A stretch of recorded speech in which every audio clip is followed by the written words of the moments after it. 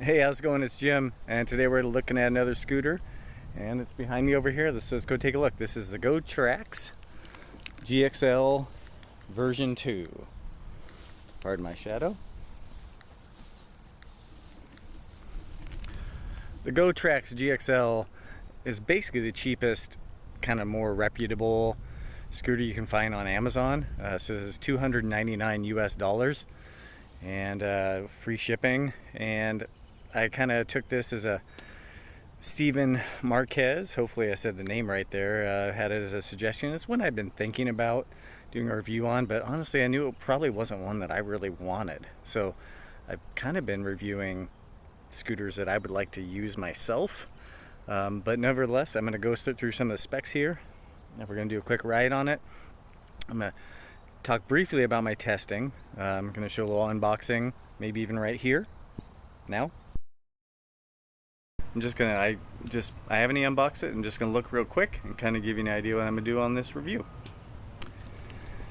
So it's kind of a thin box. It's just the, it gives you 15 miles per hour, 12 and a half, and honestly, for my commuting purpose, I really like something that gets closer to 20. But we'll see how it works. Some people liked it, and I guess it's pretty popular. So you just got a little brochure. Looks like I got the charger in here, which it appears to be not even a 2 amp. It's an 1.5 amp, so a really cheap charger. It's got this hard styrofoam that I'm not the hugest fan of. And looks like there is some small bit of assembly to do.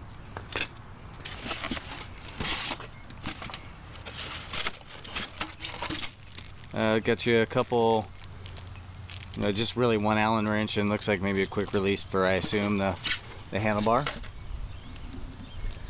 But the, even though the box is pretty cheapy, this arrived really fast ordering on Amazon. I got it in a couple days, and I'm not an Amazon Prime member. And it looks to me like it came out in decent shape. Got a little user, I just said loser manual. User manual. So I'll go through this manual. I'll put it together. I'm not going to show you doing that. It's just, I'll tell you how it went. It looks like it's just to basically put the handlebars on. So I just put this thing together. It only took a minute or two. Really, all you have to do is you remove these 2 screws, and there's a cap here. That cap comes off, and this slides down in. The only thing that's kind of different is that the electrical connections actually seat when you push that in there, so I would say be a little cautious when you do that. And it doesn't tell you in the manual, but you really should, when you have this, when you're putting this, before you put this clamp on,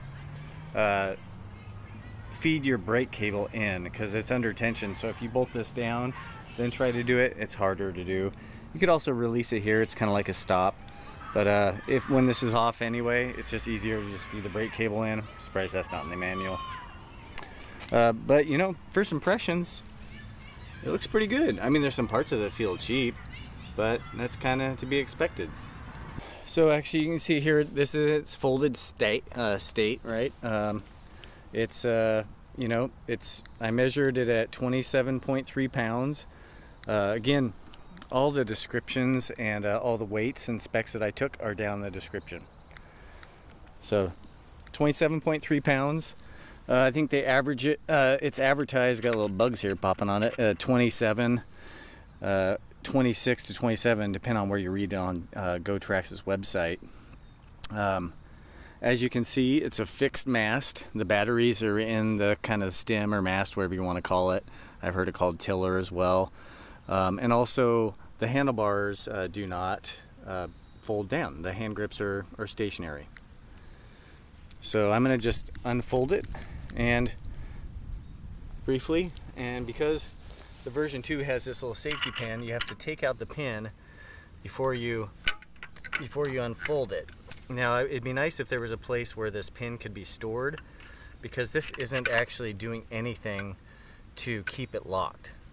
So I kind of wish this had a dual purpose on it.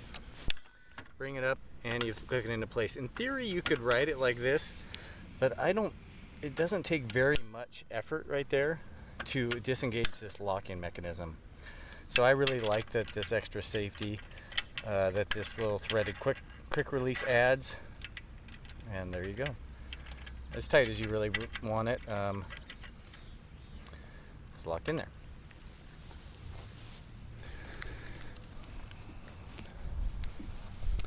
Forgot to do the thing with my shoes on the deck here, but it's a 5.5 inches wide by 19 inches long. So it's a pretty good size, but the width isn't going to allow you to really ride with your feet side by side. Again, the locking mechanism does seem pretty stable. You got a front 250 watt hub motor up here. You know, of course, everything is sort of metal and plastic. It's a budget-oriented scooter. I do like, though, it has some wire management for the front, for the rear disc brake.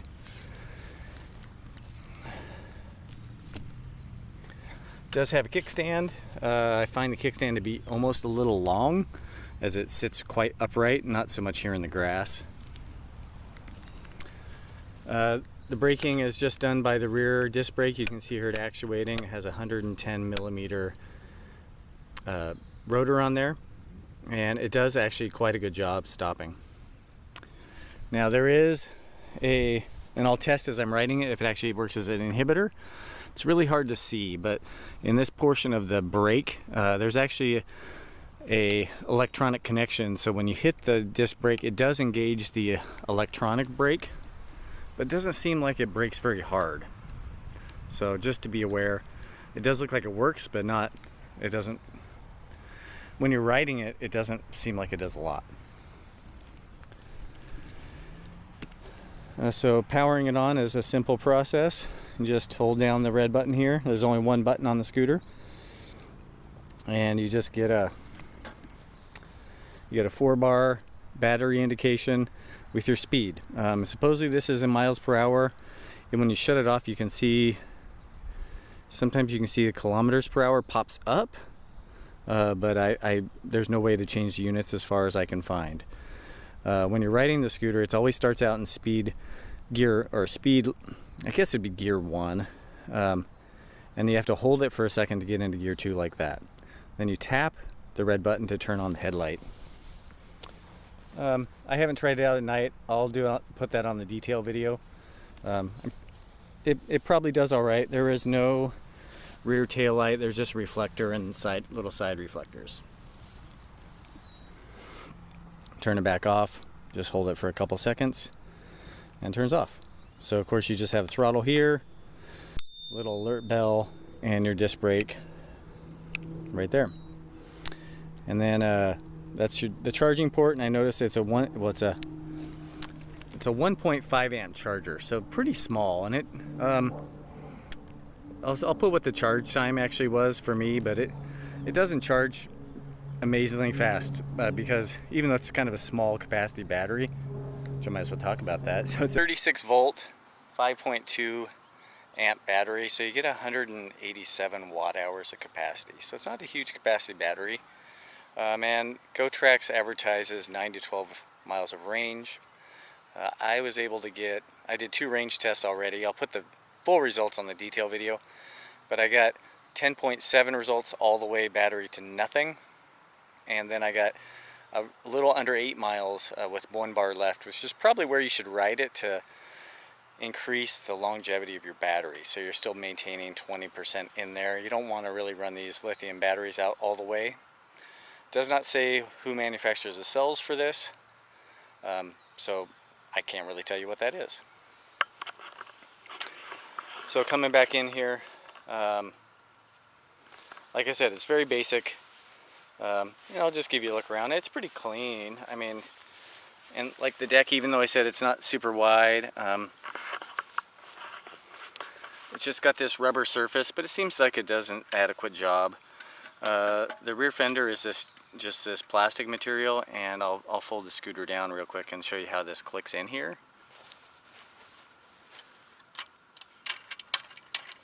So it's pretty simple. You just release the lever, and it just pops in. It doesn't, and you can see it right now, it's not catching very well. I've had a few times when I carried it and it did that. So, I mean, I wish there was a more robust mechanism, or this fender I think is upgraded from before. It's not as, it's a little more rigid, but it's still pretty, you know, it's pretty floppy. That's the technical term, floppy. Alright, so now I'm going to hop on it and take it for a ride. Sorry, I'm sweating. It's a little over 100 degrees here in Northern California today, so it's a warm one. So I'm gonna start out in gear 1. I'm actually gonna do a hill climb here, and this is Bannister Hill, which I did a video of some other scooters, so I'm using that as a comparison. And I'm gonna time and see if it makes up the hill and measure it. If it doesn't, then I'll do a little more riding and wrap this up. So like I said before, the scooter always starts in gear 1. So I'm going along the grass, and you can see gear 1 doesn't have a whole lot. It's kind of, I think it kind of borders on useless, to be perfectly honest. Hear a little bit of rattle here. What's going on? Don't know. It's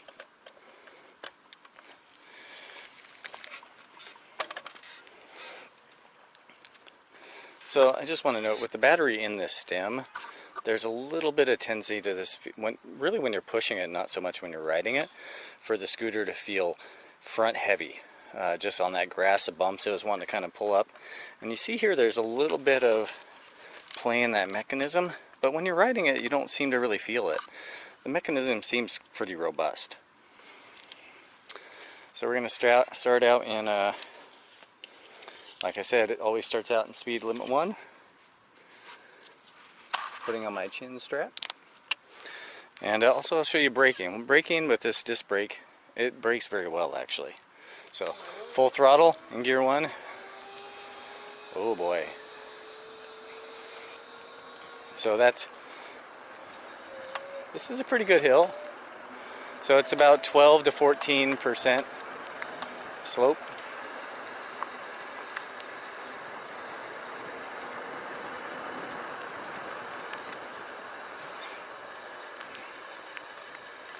And like I did on my other hill tests, I have a specific starting point, and I have this all measured out. We're going to move it into, just moved it into gear 2, and we'll see if it actually can make this. So 3, 2, 1.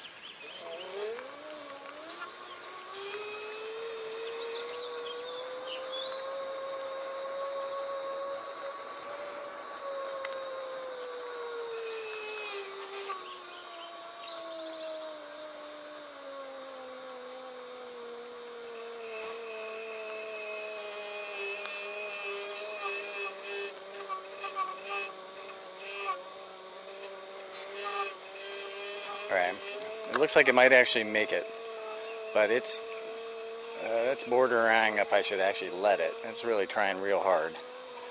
So we're getting to the top. Stop. Well, I'm really surprised that made that actually. So I'm going to just do a little cruise along right here, and we'll give you a little more feel for how it rides.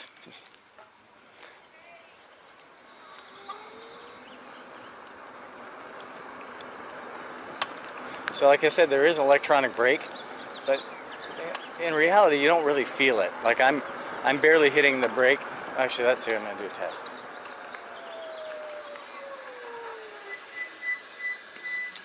I'm going to test now if this is truly an inhibitor. So I'm going to have the throttle going while I hit the brake and see if it cuts it off. Okay. So it does cut off the motor. So I'm in gear 2. Let me get to a flat spot, and I'm going to go full speed.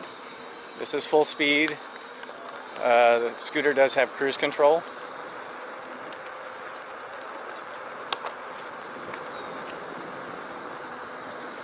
So right now the display is reading 15.5 to 16.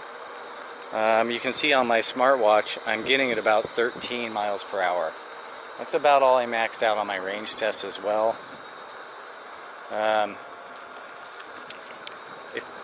Honestly, it feels slow. Acceleration's not great. It's fairly nimble. and the comfort is pretty good. Like, because this the dual pneumatic tires do a pretty good job sucking up the minor imperfections, and as long as you don't hit a big bump, it's pretty smooth. It's honestly better than a lot of scooters that have solid tires and a minimal amount of suspension. It does have cruise control, like I might have just said. The cruise control, I've tried to figure out how many seconds it takes to engage. I can't really tell. There's no indication about the cruise control. It's just, you know, I mean, it's going. That's all. And I'm going to do kind of, this is a full stop, as hard as I can stop. And it stops well. Like, this disc brake, probably braking is one of the strong suits of the scooter. So one more time, I pulled it back into speed level, or gear 1, and we're going to go full speed. That's it. It's just pathetic. And then hold it down. I'm going to gear 2, and then you can see that change. Which it feels, right off the bat, it feels like, wow, okay. But you can probably hear the motor isn't trying very hard. I feel like with the battery, the controller, it's too bad there's no way to hack into this system. It feels like the controller could put out a lot more, and it feels like this motor's never working very hard or being pushed very hard.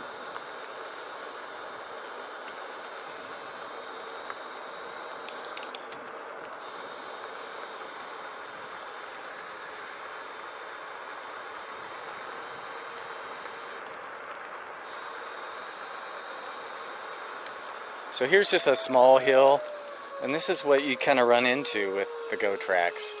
Like, I mean, this hill every other scooter I had mashes this little hill without a problem at all. And it's all this thing can do to make it up it.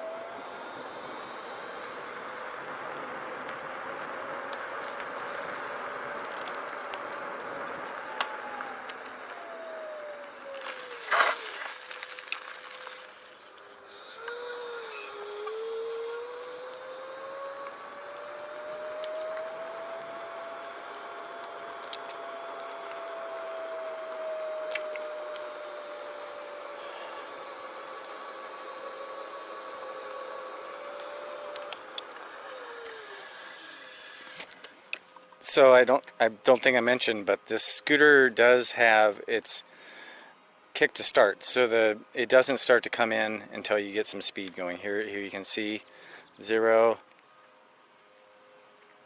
And the one thing I've noticed is you can say, a lot of times what I try to do on scooters, I hold down the throttle and then I kick and kind of use that to kind of get a off the line boost. But this one doesn't allow you to do it.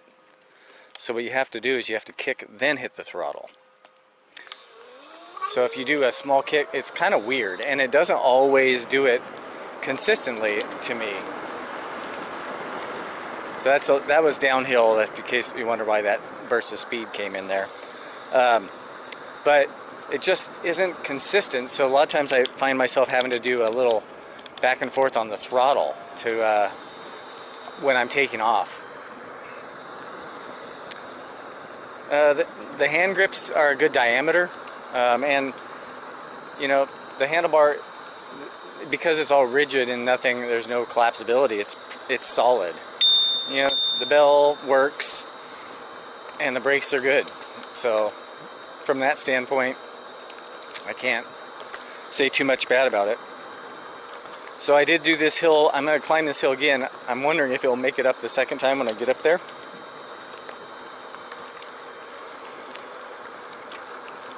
But you can hear when you're actually riding, there's not much noise from the scooter. Like, it doesn't make clanks and rattles. You know, while you're riding, it's pretty solid. It's just slow. So if you don't mind, if you don't want to go above about 13 miles per hour, and for me, and I'll do a max speed with a lighter rider and see what they get on the detail video. But for me, this thing, of all the scooters I've ridden, is the slowest and feels the slowest by far.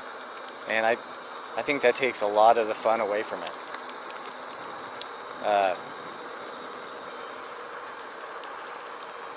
So, oh, squirrels.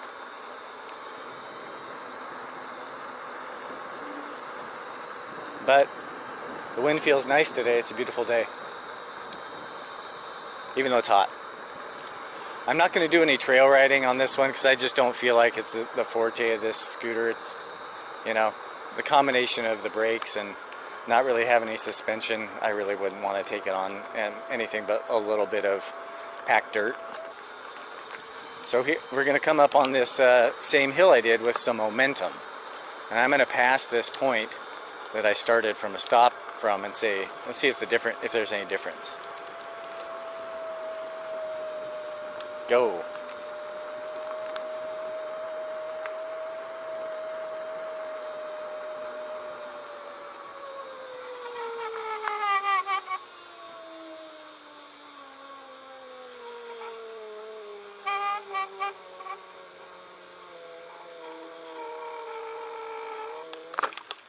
Okay. Well, that time it did not make it. So that was a little bit of a bar gone. So I'm going to measure that for my record. But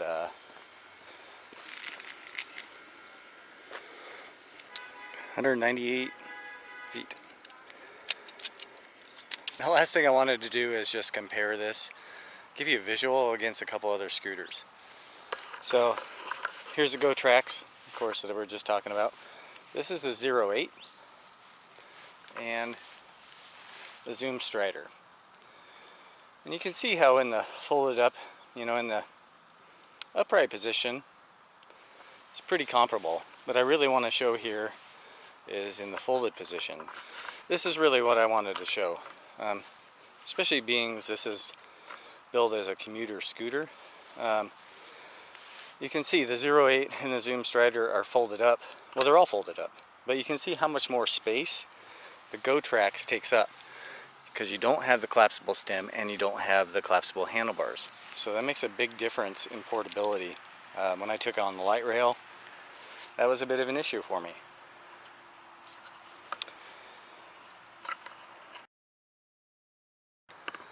It's really warm out here.